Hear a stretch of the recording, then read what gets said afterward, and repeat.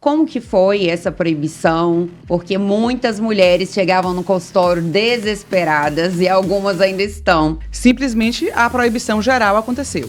17 sociedades médicas fizeram uma carta falando mal dos implantes, falando que tinham muitas denúncias de efeitos colaterais, diziam que já tinham 200 casos relatados, que tinham tido 2 óbitos. E aí a gente começou a ajudar a Anvisa a entender. Dentro dessas análises, primeiro, a Anvisa entendeu que os implantes é uma via de administração de medicamento, não é o medicamento em si. Então, o medicamento é o que vai dentro do hormônio. Então, uma cápsula é uma via de administração de medicamento.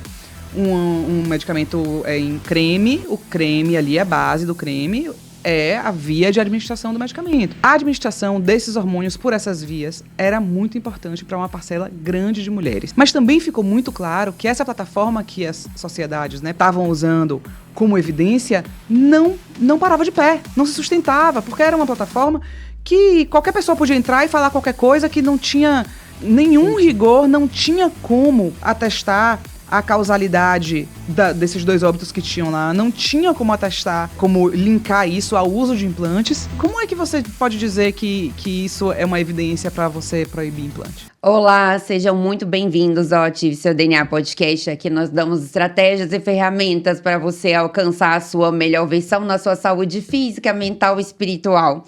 E hoje estamos com uma convidada muito especial.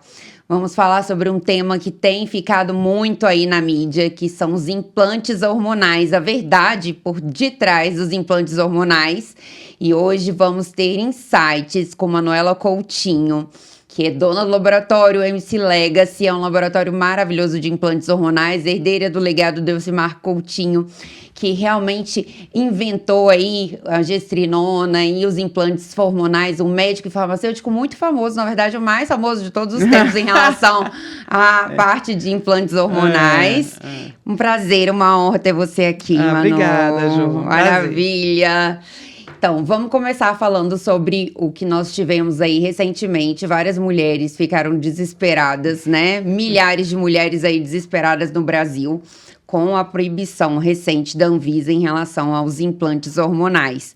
Então, vamos falar um pouco para quem não viu muito essa situação, para quem não acompanhou, como que foi essa proibição, o que estava dizendo realmente nessa proibição, porque muitas mulheres chegavam no consultório desesperadas e algumas ainda estão. Sim. E não sabem o que aconteceu. Então, no dia 18 de outubro, a Anvisa, 18 de outubro, que é dia do médico, e Dia Internacional da Menopausa, né? Então, assim, um dia bem marcante para fazer isso, né? A Anvisa publicou uma resolução em Diário Oficial que dizia que os implantes hormonais manipulados estavam proibidos de manipulação, comercialização, qualquer coisa, né? E uso. E, naquele momento foi um susto para todos, né? A gente, né? Donos de laboratório, médicos e pacientes, porque não houve, antes dessa proibição, não houve uma consulta, não houve um momento em que a Anvisa chegou pra gente para perguntar, olha, qual é o problema, né? Simplesmente a proibição geral aconteceu. Então, quando a gente, né, foi entender, e aí a Anvisa foi bem aberta comigo e com o grupo, né, de representantes do setor para explicar a causa. E a Anvisa, ela tem a função de proteger a saúde pública. Então, quando tem alguma coisa que ela acha que pode causar um dano para a saúde pública, ela tem ali uma obrigação de ter precaução, né, com aquilo. E aí tinham 17 sociedades médicas que fizeram uma carta falando mal dos implantes e falando que tinham muitas denúncias de efeitos colaterais inclusive, fizeram uma plataforma para denúncias, mas, assim, e aí na plataforma diziam que já tinham 200 casos relatados, que tinham tido 2 óbitos. Então, uma coisa muito crítica. E aí a Anvisa se assustou e, peraí, vamos proibir aqui para entender o que está acontecendo. E aí foi o que eles me falaram, olha, a gente proibiu uma medida cautelar para entender o cenário. Por que eles estão dizendo isso? O que é isso que eles estão dizendo? E aí a gente começou a ajudar a Anvisa a entender. Essa foi a função, né? Então, tudo bem, vamos primeiro ajudar a Anvisa a entender o que são os implantes, como é que o mercado funciona, como é que o setor é regulamentado. E a gente também vamos entender que plataforma é essa, né? O Vigicom, que plataforma é essa, de onde é que vêm esses dados, que evidência tem ali, para ver se é uma plataforma que a gente pode usar como base, como evidência. E aí, dentro dessas análises, primeiro, a Anvisa entendeu que os implantes eram uma via de administração de medicamento, não é o medicamento em si. Então, o medicamento é o que vai dentro do hormônio. Então, uma cápsula é uma via de administração de medicamento. Um medicamento em creme, o creme ali, a base do creme, é a via de administração do medicamento. Então, é a forma farmacêutica. O implante é uma forma farmacêutica, que é via subcutânea. Então, quando você diz não pode implante, o que você está dizendo? Que não pode hormônio. Entendeu? Né? Assim, e aí aquilo era uma confusão. Então, foi um momento da gente esclarecer e que fosse entendido que a administração desses hormônios por essas vias era muito importante para uma parcela grande de mulheres. E aí a gente vai falar disso. Mas também ficou muito claro que essa plataforma que as sociedades, né, principalmente a Febrasgo e a SBEM, estavam usando como evidência, não parava de pé, não se sustentava, porque era uma plataforma que qualquer pessoa podia entrar e falar qualquer coisa que não tinha nenhum rigor, não tinha como atestar a causalidade desses 2 óbitos que tinham lá, não tinha como atestar, como linkar isso ao uso de implantes. Não eram os 2 óbitos que tiveram não eram relacionados ao uso dos implantes. E aí, olhando mais profundamente para dentro dessas queixas que tinham lá, 60% das queixas que tinham lá eram de uso de testosterona e não por implante. Então, né, assim, como é que você pode dizer que isso é uma evidência para você proibir implante? Então, aí começou esse trabalho de entendimento que durou 35 dias. A gente, né, assim, nós fomos da Anvisa, a comissão que representava o setor, a gente foi ali, mostrou todos os trabalhos, mostrou toda a regulamentação que a gente seguia, mostrou a necessidade da paciente, levamos uma paciente para exemplificar um caso de uma menina que sofre com endometriose e que só é capaz de viver uma vida sem sintomas e sem dor e tal, porque ela encontrou os implantes, a menina tem endometriose e tem TDPM. E levamos também médicos que atendem a muitas pacientes que têm essas patologias. Aí, com isso, ficou claro para a Anvisa que a gente não podia usar as exceções para criar uma regra. Então, tem exceções que não vão se adaptar ao implante. Tem exceções que são os médicos que abusam do uso da prescrição dos implantes. Tem exceções. Mas a gente não pode pegar essas exceções e fazer disso uma regra. As exceções têm que ficar no lugar de exceção. Né? E o Conselho Federal de Medicina e a Anvisa têm que fazer o trabalho de fiscalização do uso, para que o abuso não seja permitido. Né? Então, o Conselho Federal de Medicina já tinha, em 2023, feito uma resolução, publicado uma resolução que proibia a prescrição de implantes androgênicos para estética e performance. E isso é da área do Conselho Federal de Medicina. A Anvisa não tem poder sobre a prescrição do médico. A Anvisa não pode chegar lá e dizer que o médico vai prescrever esse medicamento para uma coisa ou para outra. O médico tem que ter a autonomia dele preservada. E o Conselho Federal de Medicina tem que poder fiscalizar esses médicos para ver quem comete abusos e quem não comete abusos.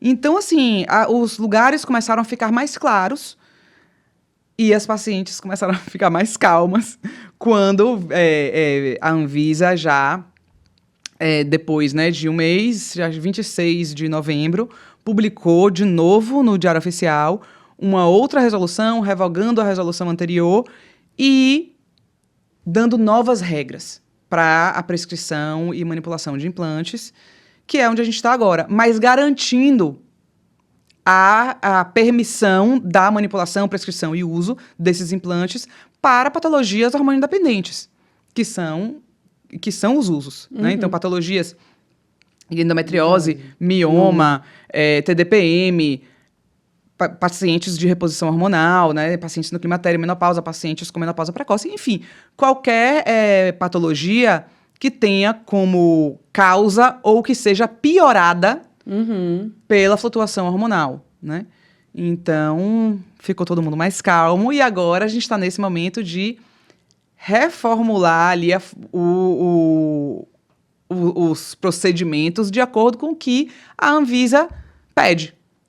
Né, que agora a gente tem termos de consentimento informado, né, que é o termo de consentimento livre e esclarecido, que a Anvisa escreveu e redigiu esse termo e obriga esse termo a que as pacientes, médicos e o laboratório preenchem e assinam o mesmo termo quando for prescrição de hormônios anabólicos.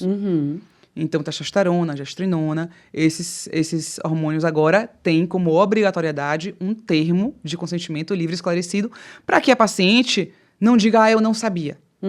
Né? E aí, inclusive, o termo é super, assim... É rigoroso. Muito rigoroso, bem, assim, aquele termo para dar medo mesmo, parecendo bula de remédio. Sabe quando você lê uma bula, todo mundo fala, se você lê a bula, você não toma nada, né? É a mesma coisa o termo. O termo tá ali que é para deixar bem claro mesmo tudo que pode acontecer e tudo bem. Porque eu acho que aí é função do médico também conversar com o paciente, esclarecer ali o que está escrito, esclarecer o objetivo do termo, o motivo do termo existir.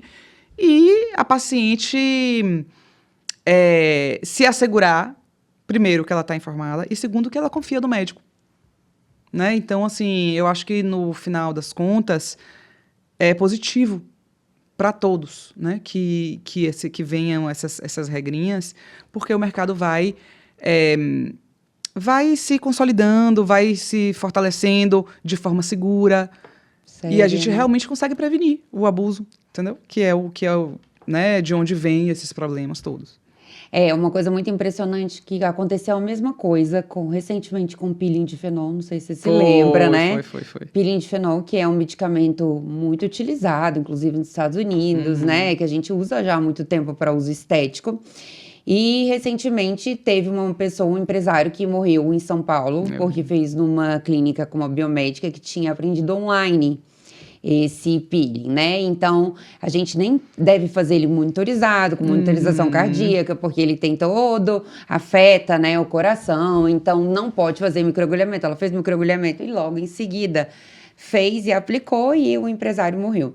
Então, a Anvisa logo em seguida proibiu, né, o uso do fenol. E a mesma coisa fez com o implante. Só que a gente vê nas academias todos os dias, né, os professores passando aí e as pessoas comprando tudo quanto é tipo de hormônio, né, injetável para passar de tudo quanto é forma. Né? E aí, realmente, a gente vê os efeitos colaterais mais escandalosos possíveis e como você falou, é hormônio também. Só uma forma de administração. Exato. E tem uma coisa, assim, o implante, ele tem uma barreira para isso que é intransponível. Porque você não tem, assim, não tem como um personal prescrever e aplicar o implante, entende? É diferente de um injetável. Um injetável é isso, você vai na banheiro da academia e tá um personal fazendo injeção no aluno. Entendeu? Porque ele sabe me poupe. Entendeu? Me poupe, porque na hora que der ruim, o personal não sabe, não. Não sabe, vai ter que correr pro médico para tratar. E o implante, ele tem essa barreira, né? Que só o médico pode fazer. O procedimento não é possível de você fazer o procedimento em outro lugar. Então, isso é uma coisa que dá segurança também, né? Ao usuário. Mas as pessoas têm que ser críticas.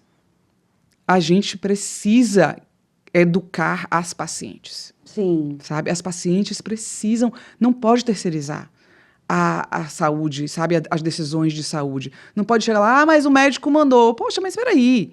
Hoje a gente tem tanto acesso à informação. Você procurou saber quem é o médico? Sabe? Vai lá, dá uma olhada, pesquisa.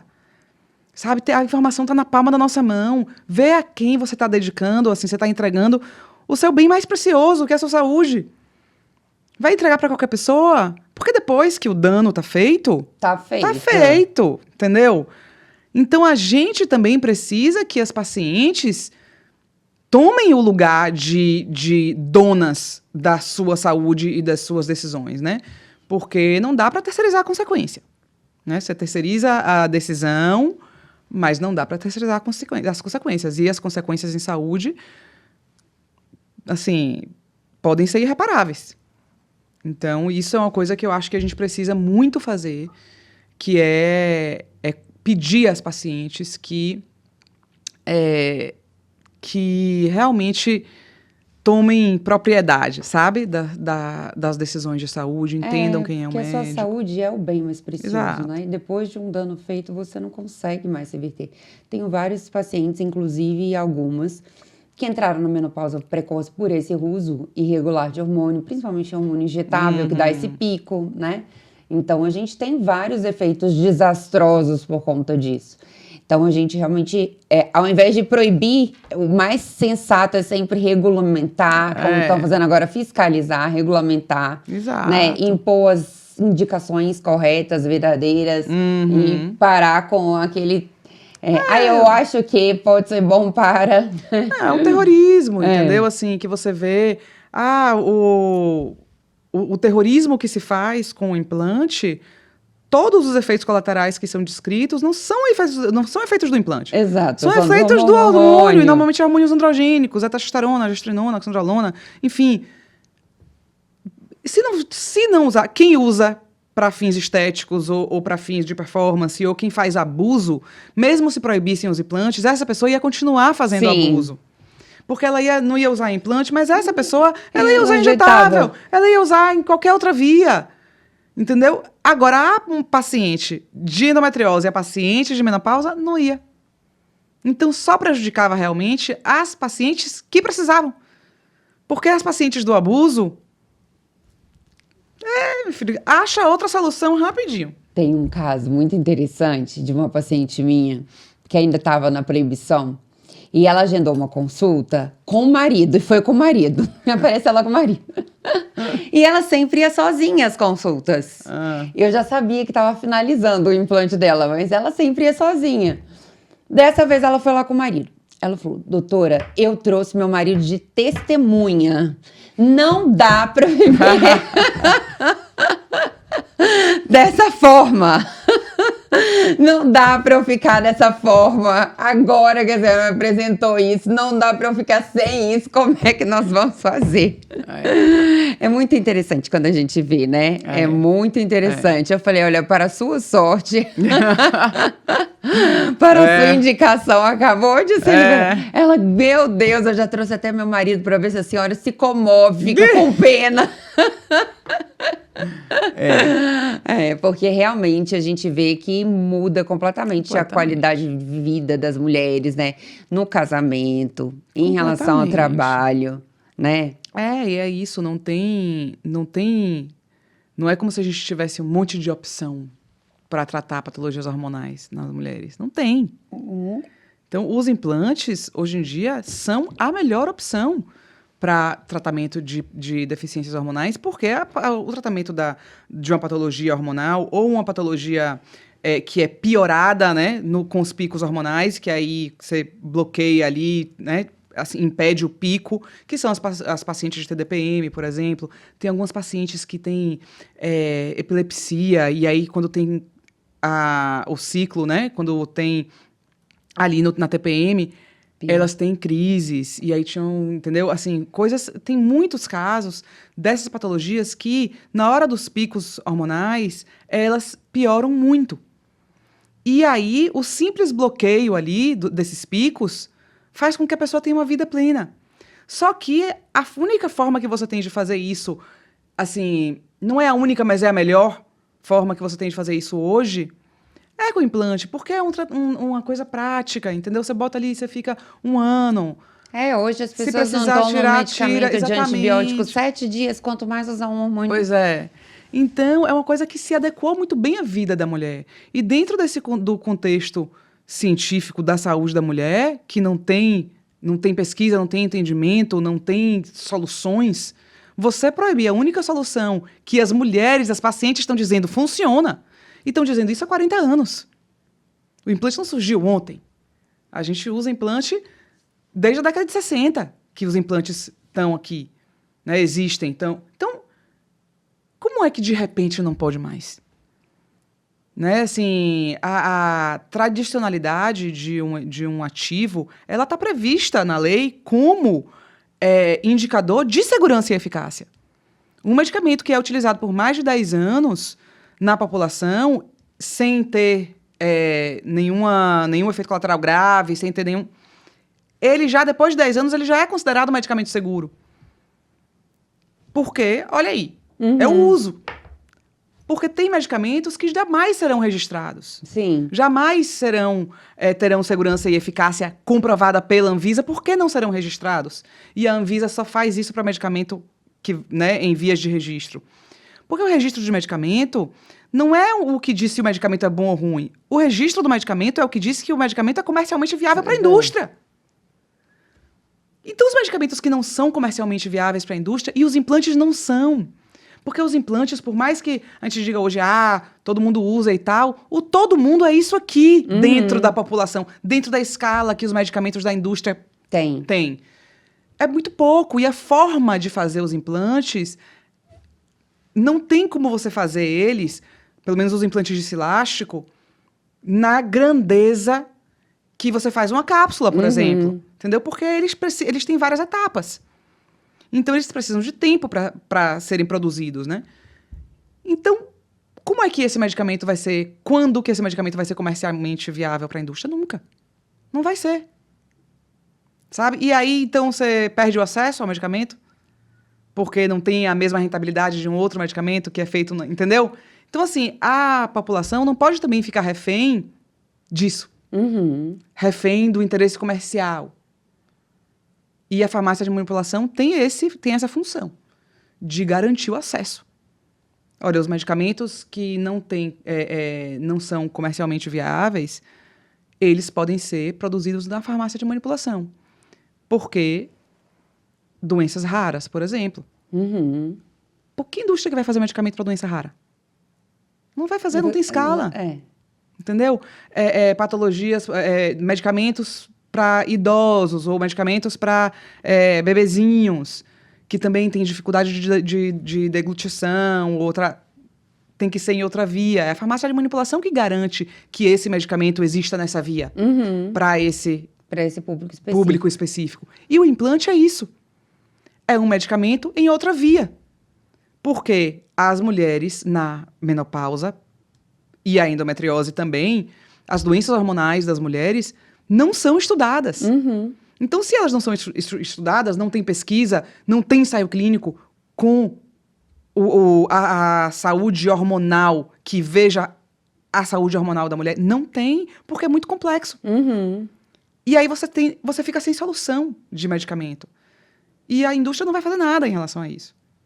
Sabe? Então, assim, é um tema que é complicado de vários lugares. Por qualquer ângulo que você olhar, você acha obstáculos ali para tratar da saúde da mulher, sabe? E os implantes, assim, para menopausa, gente, qual é a outra solução que tem?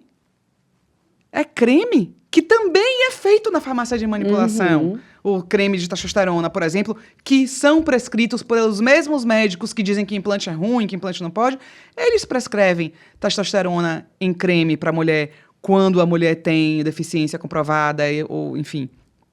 Eles prescrevem, mas também é da farmácia de manipulação. Então, como é que é bom para uma coisa e não é bom para outra? Também é um medicamento que tem uma via alterada, porque é a única forma de administrar a testosterona nas doses precisas para a mulher, que são doses muito baixas, na farmácia de manipulação. A não ser que você vai mandar a paciente lá tomar Nebido, entendeu? Assim, que é uma dose muito mais alta, que não é feito para a mulher.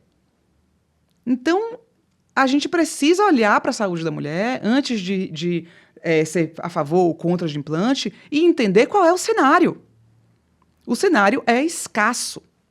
É escassez de informação, é escassez de entendimento de como a flutuação hormonal afeta outras patologias da mulher, como o ciclo hormonal da mulher afeta os próprios medicamentos que a mulher já toma, porque a gente sabe que afeta. E que soluções a gente pode ter para essa mulher que tem patologias que são pioradas ou causadas pelos hormônios. Então, assim, é um tema que precisa ser muito estudado ainda, precisa de muita pesquisa ainda de todos os lados, mas a gente não pode privar as mulheres de uma das poucas ferramentas que existem atualmente, que são os implantes, né? Então, isso agora ficou claro, sabe? Para a população em geral, principalmente para a Anvisa, ficou claro a preciosidade que é ter uma solução, né? Muito bom. E qual, então, foram as indicações específicas que continuam sendo, que agora, né, são liberadas para o uso do implante hormonal? Patologias hormonais, né? Assim, patologias hormonio-dependentes. Que aí você pode vir desde mioma, endometriose, adenomiose, ou essas outras que eu te falei, que são patologias que são pioradas com os picos hormonais. Então, epilepsia tem essa característica. Tem pacientes, por exemplo, que têm anemia grave e aí, com o sangramento, elas vão piorando a anemia, então ali também. Então, essas patologias hormonais, de um lado, que são nas mulheres que estão ali no menacme ainda, mulheres que estão em idade fértil e tudo. E as patologias, climatério e reposição hormonal tradicional, que é testosterona, estradiol bioidêntico, que é a alternativa hoje de reposição hormonal, como eu estava te falando, mais prática, que mais se adequa à vida da mulher atual, à vida da mulher moderna. A mulher, ela não vai fazer uma terapia de reposição hormonal por 5 anos. Ela vai começar a fazer aquela terapia hormonal e ela vai fazer aquilo para sempre. Entendeu? E ela vai ficar para sempre passando creme? Ela não consegue fazer isso, por isso eu tô falando. Um mês ela não consegue fazer isso. Não vai. A via oral não funciona, a gente já sabe que é mais perigosa. O creme é uma melequeira e não condiz com a vida da mulher, de fato, né, prática. E o implante é maravilhoso.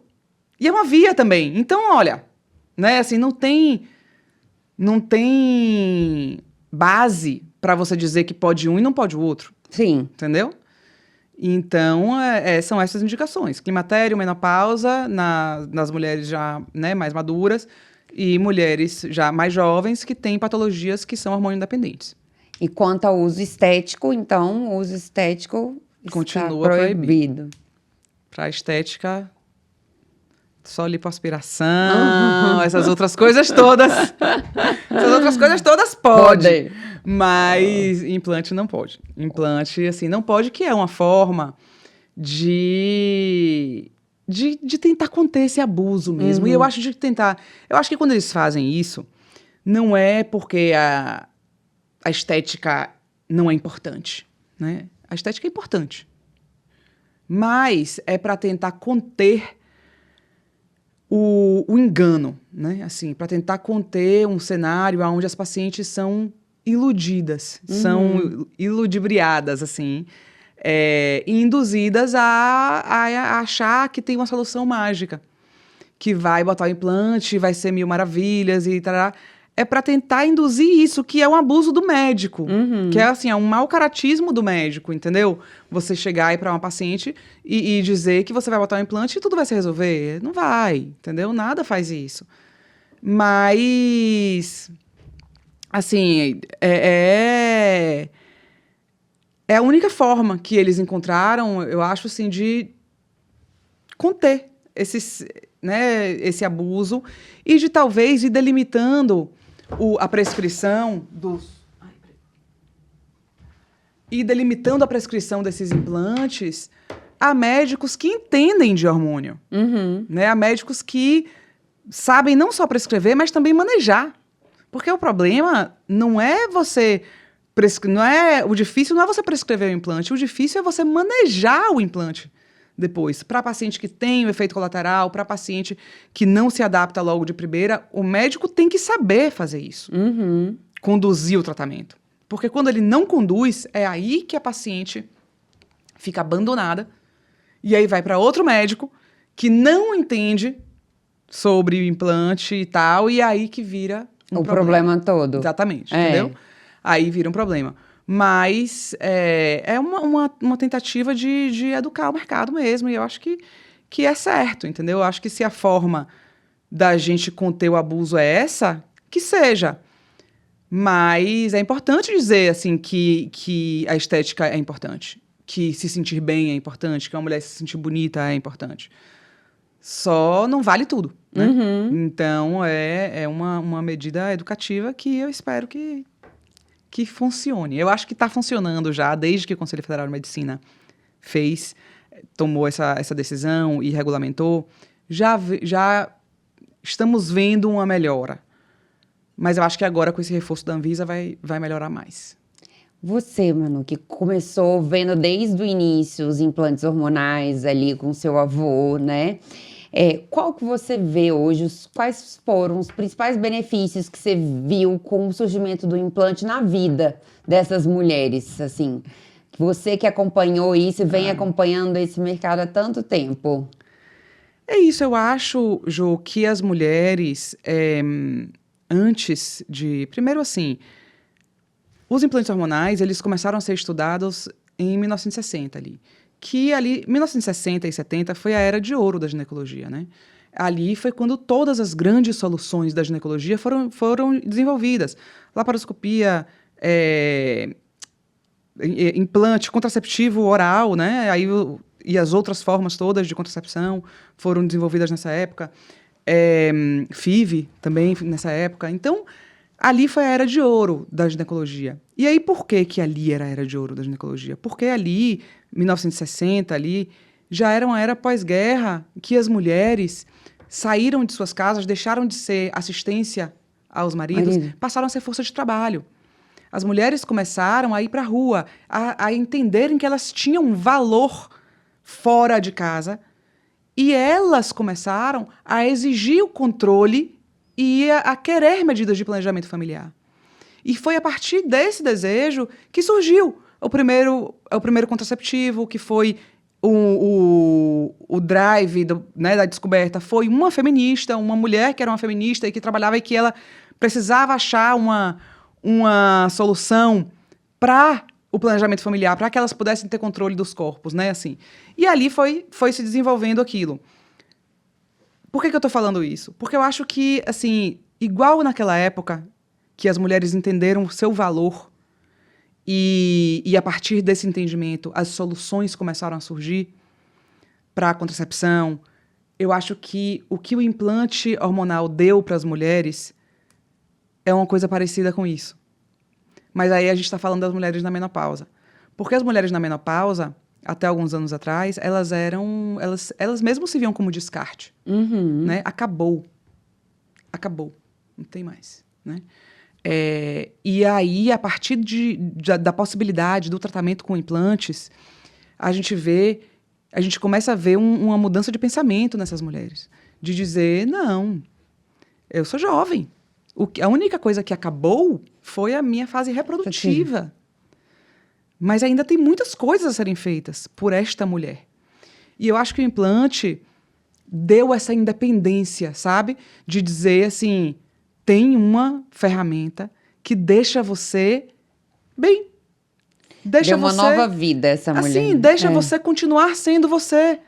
Mesmo depois de não poder mais ter filho. Porque não poder ter filho é só uma característica que você pode poder ter filho e não querer. Ter filho não define a mulher, o ser mulher. A mulher tem muitas outras facetas. E você ter uma ferramenta que dá a possibilidade de você botar o implante e ficar o ano todo ali bem, só trocar uma vez por ano, entendeu? E ficar bem, saudável, com disposição para dividir o seu conhecimento, o seu... Sabe? Isso é uma nova vida, sabe mesmo? É a mulher descobrir que ela continua ali, que ela tem, entendeu? Mais 50 anos bem, sabe? Sem ter que se acabar e se engordar e ficar de mau humor e ficar suando pelos cantos. Existe vida, sabe? E eu acho que isso é o maior legado que o implante deixa eu acho que é isso. É da mulher entender que ela é importante, que ela não é um descarte depois que ela entra na menopausa. Pelo contrário, ela é um pilar da sociedade. Entendeu? E é necessário que essas mulheres estejam com saúde e dispostas a dividir com as pessoas ao redor, né? E a partir desse entendimento, eu acho que muitas outras soluções podem surgir. Sabe? Hoje a gente tem os implantes, mas eu espero que em algum momento a gente tenha muitas outras soluções para a menopausa. Porque o implante é muito bom, mas ele não é para todo mundo. Uhum. Tem pessoas que preferiam outra via, mas hoje em dia a gente não tem muitas opções. Então, eu acho que a partir desse entendimento de que a mulher na menopausa é muito importante, né? A mulher na menopausa é necessária para a sociedade. Eu acho que a gente entra em um lugar parecido com aquele lugar lá de 1960, em que as pessoas buscam e querem soluções, que é o primeiro gatilho para que as soluções sejam encontradas. Uhum. A sociedade está pronta para soluções hormonais para mulheres. Entendeu? Tanto na menopausa, quanto as mulheres da MENACME também, que tem dor, aquela menina que viveu com dor a vida toda e que se acostuma. Gente, isso é um absurdo. É um absurdo a mulher, essa cultura que a gente tem de achar que sentir dor todo mês é normal. Entendeu? Isso é um ato de desvalorização próprio que é absurdo. Sabe? Então, quando a gente bota uma solução ali, bota um implante, mostra para a pessoa, olha, você não precisa passar por isso. Você não precisa menstruar todo mês. Se essa menstruação te causa dor, é um sinal de que não está te fazendo bem, de que tem alguma coisa errada. Então, a gente, mais importante que o discurso, que o produto em si, é o diálogo, é falar sobre isso. Dizer, olha, tem o implante que funciona muito bem e que devolve a essas mulheres a independência na vida delas mais produtiva. A menina de 15 anos até 45, sei lá, entendeu? Ela vai ficar com dor todos os meses. Então, o implante, ele dá essa solução. E dá, mais que isso, dá uma mexida na cultura feminina de aguentar dor. Né? Dizer, olha, não é quem aguenta mais dor não é o mais forte, entendeu? Não tem isso. A mulher aguenta mais dor que o homem. Isso não faz da mulher melhor que o homem, entendeu? Isso faz da mulher mais dolorida que o homem, entendeu? Mais sofrida que o homem. Porque o homem, quando tá com dor, a mulher vai logo, tem que dar remédio, coitado, ele descansa, ele fica lá. E a mulher não, gripada, com febre, vai lá, vai trabalhar, vai cuidar do menino, vai não sei o quê. Gente, isso não é heroísmo, não. Isso não é heroísmo. Isso entendeu? Necessidade para a maioria, mas isso também é falta de posicionamento da mulher. Dizer, eu também mereço descansar quando eu estou doente. Eu também mereço um remédio que tire a minha dor, sabe? Então, eu acho que esse é o legado, sabe, assim, dos implantes, que é uma solução, assim, tão importante para a mulher e tão polêmica também, que faz a gente falar muito sobre isso, né? Porque se em algum momento os implantes vão ser consenso, eu acho que a gente está mais perto disso do que longe, mas em toda essa trajetória, a gente é obrigado a falar muito sobre a necessidade da mulher se impor em relação à sua dor, né? Em relação à sua saúde, ao que ela quer, ao que ela precisa, e a buscar uma solução. E a se posicionar mesmo em relação a isso, né? Isso é super importante. Exato. Que você falou, é muito importante. Hoje, 85%, eu estava estudando, revisando, 85% dos transtornos de humor acontecem nessa faixa etária, né? Do climatério e da perimenopausa.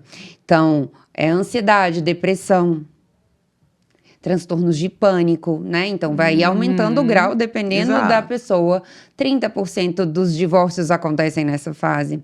30% das mulheres saem do emprego nessa fase. Então, olha quantas coisas desastrosas isso pode acontecer nesse momento e poderiam ser prevenidas, né? Exato. Com um simples ato. Com um simples, é isso, o olhar para a mulher com o mesmo cuidado que se olha para a saúde sexual do homem, por Sim. exemplo, né? Que é um homem com 45 anos chega no médico e diz que tá Castrado com uma praticamente, uma disfunção. Nem isso, diz que tá assim, que a qualidade da ereção não tá legal, ou que tal. Ele sai de lá com Viagra, Cialis, com qualquer um desses. Esse ano saiu uma pesquisa em julho, que no Reino Unido bateu o recorde de prescrição de Viagra e similares.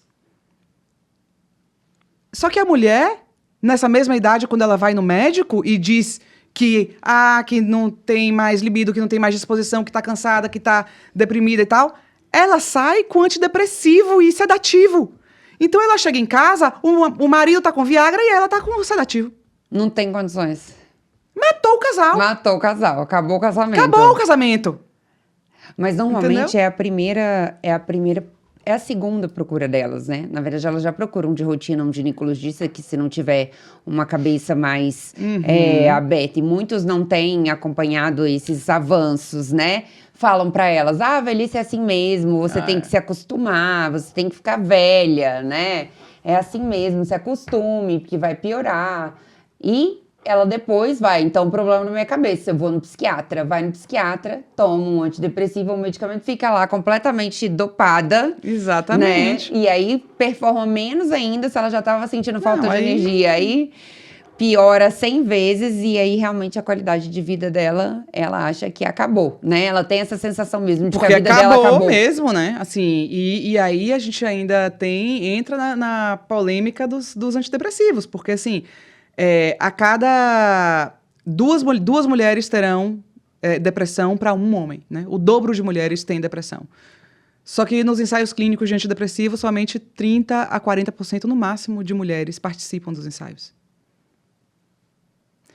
E mesmo assim, quando essas mulheres participam dos ensaios, elas participam na fase do ciclo que estão com os hormônios mais baixos, que é onde elas mais se assemelham hormonalmente aos homens, né? Que é para não sujar o resultado da pesquisa. Só que se você faz isso, você anula a flutuação hormonal que está diretamente relacionada à depressão. Exatamente. Então, que medicamento é esse que a mulher está tomando? Que não é nem pesquisado nela, na prevalência da doença, e que, quando é pesquisado nela, é numa fase hormonal que não condiz com a vida dela. Então, no próprio antidepressivo que ela toma, ela está tomando numa dose que é baseada na maioria do público masculino. Não é uma dose... Então, as mulheres têm mais efeito colateral. Entendeu? Tem mais rejeição. Há medicamentos antidepressivos, há medicamentos de dor também. Então, assim, é uma confusão total, sabe? Porque tem uma negligência ao olhar da saúde feminina pela comunidade científica, que é uma dívida enorme com a mulher. Sabe? Porque eles negligenciaram a saúde da mulher e se negaram até hoje, a entender ou a assumir o impacto que a flutuação hormonal tem na metabolização dos medicamentos. E simplesmente excluíram as mulheres dos ensaios para não sujar os resultados.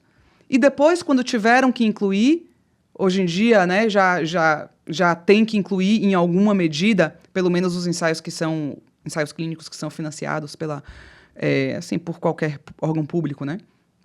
Os da indústria não são obrigados, não, mas para pegar um financiamento, você precisa incluir, você já é obrigado a incluir mulher desde 1993. Mas só desde 1993. Antes disso, você podia ter 0 mulheres e não tinha problema. Agora você é obrigado. Mas você não é obrigado a fazer isso na prevalência. Então, mesmo que seja o caso da depressão, por exemplo, que o dobro de mulheres tem depressão que os homens, você pode fazer uma pesquisa que tem 70% de homens e 30% de mulheres. E aprovar o medicamento. Como se aquela dose que foi encontrada ali fosse boa para homens e mulheres. Na verdade, não é. E não é.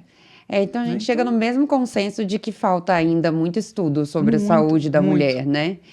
E a mulher, Manu, qual conselho você daria para a mulher que está em casa sofrendo aí com os sintomas, né, da perimenopausa, tá sofrendo de cansaço, irritada, como se estivesse sempre em TPM, ansiosa, deprimida, com calor, sem dormir, ganhou peso.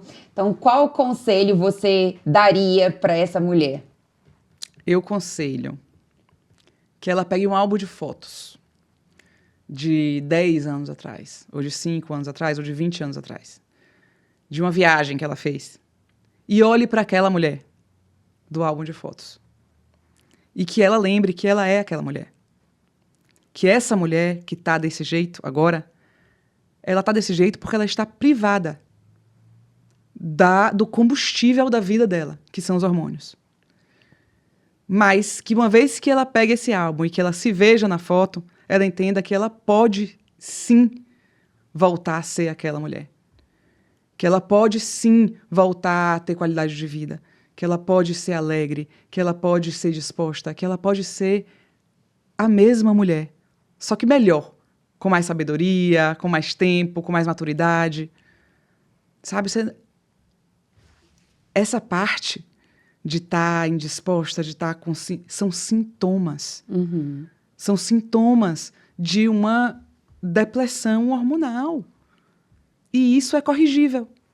Então, depois que ela vê essa foto e que ela se lembre dessa mulher, ela vai buscar um médico que entenda de hormônio. E se o primeiro não resolver, vá para o segundo. E aí vai para o terceiro. Mas não desista de encontrar essa pessoa. Sabe? Porque ela tá aí. Ela tá aí, esperando, sofrendo, entendeu? Assim, e tem solução. É só buscar, sabe? Tem muitos médicos hoje que sabem resolver. Tem muitas formas de resolver, sabe? Então, a gente não pode desistir, sabe? A gente não pode se acomodar nesse lugar. Não pode se acostumar. O ser humano tem uma capacidade de se acostumar às coisas que é incrível, sabe? E isso dá pro bem e dá pro mal também. É verdade. Então, a gente não pode ficar tempo suficiente nesse lugar para se acostumar a ser essa pessoa rabugenta, de mau humor e né, indisposta, porque a gente não precisa ser assim, né? E essa não é a pessoa. Verdade. Então. Maravilhoso! E qual conselho você daria para o médico que ainda tem receio de usar o implante hormonal, que ainda tem medo, que ainda tem preconceito, né? Qual o conselho que você daria para esse profissional?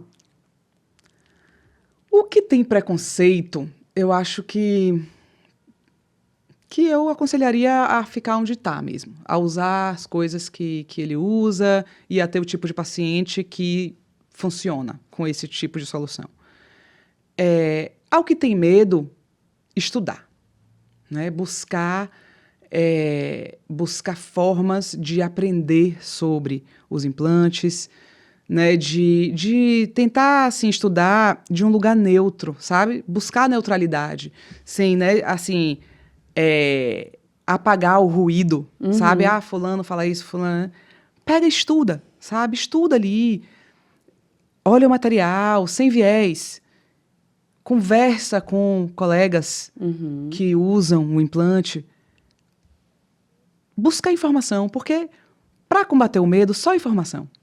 Né? E aí, uma vez que você tá ali, que você vai entendendo e se encantando e quer buscar mais, aí vai fazer um curso com um laboratório. Hoje em dia, os laboratórios fazem cursos justamente para botar no mercado ali um médico que já está mais... que já tem uma forma de trabalhar mais condizente, né, com o que a gente acha certo, porque isso não é ensinado nas faculdades, isso não é ensinado na residência. Então, às vezes falam, porque faz curso, mas a gente faz curso porque é para tentar proteger a paciente. Porque a gente não pode só vender o implante e tchau. A gente tem que ensinar como é que usa. Não tem outro lugar para aprender. Então, os laboratórios fazem. Então, acha um laboratório que você confia, que você gosta, e faz o curso em mais de um, se quiser, entendeu? Mas, assim, busca conhecimento. Porque através do conhecimento, as portas se abrem. E se depois de buscar o conhecimento ainda tiver com medo, não use. Sabe? Tem que dar tempo. Tem que dar tempo, sabe? Tem que dar tempo para digerir a informação. Tem que... Assim, o médico que tem medo de usar implante não pode prescrever implante. É simples assim, sabe? E o implante não é para todo mundo. É, como eu te falei, não é todas as pacientes que vão ser pacientes de implante e não são todos os médicos que são prescritores de implante. Né? Assim, agora, o médico não ter perfil de prescrever implante não quer dizer que o implante é ruim. E nem que o médico é ruim. Só quer dizer que não é um para o outro, né? Tem muitos médicos que atendem pacientes e que encaminham pacientes a outros médicos que trabalham com implante, porque eles entendem que o implante é uma solução, mas eles não prescrevem na clínica deles, porque eles fazem outras coisas, porque eles não se sentem confortáveis com o procedimento, por qualquer motivo. Mas eles encaminham para os médicos que já têm experiência com isso. Então, isso é uma forma de trabalhar, né, para o médico que está inseguro. E aí você vai indo até que você uma hora vai perder o medo e vai estar seguro e vai ver que os implantes, para muitas mulheres, são a definição de viver e de sobreviver. Entendeu? Os implantes marcam a vida mesmo. Entendeu? Marcam uma diferença de você estar ali só sobrevivendo e de você sair de um buraco negro, entendeu? E passar a viver plenamente, a fazer coisas e a ter planos. Sabe? As mulheres, quando chegam nos consultórios, elas não têm nem mais planos. Elas nem sabem o que é que elas querem mais da vida. Porque elas estão todo dia sobrevivendo. E aí você vai e tira essa dor delas, né? E você cria uma ferramenta para a sociedade, que é essa mulher, que é incrível. Entendeu? Que não muda só a vida dela, muda a vida de todo mundo que está em volta. Sabe? Então, a gente tem que ser esse veículo, sabe? De transformação para as mulheres. E de incentivar as mulheres a buscar soluções e a não se perderem de si mesmas. Custe o que custar. Sabe? Custe o que custar, não se perca de você mesma. Isso é uma coisa importante. E eu sou muito feliz de eu ter uma solução. Né? Assim, de eu poder, através de minha história de vida e de meu laboratório, ter uma solução. Mas que não vai ser a única solução. E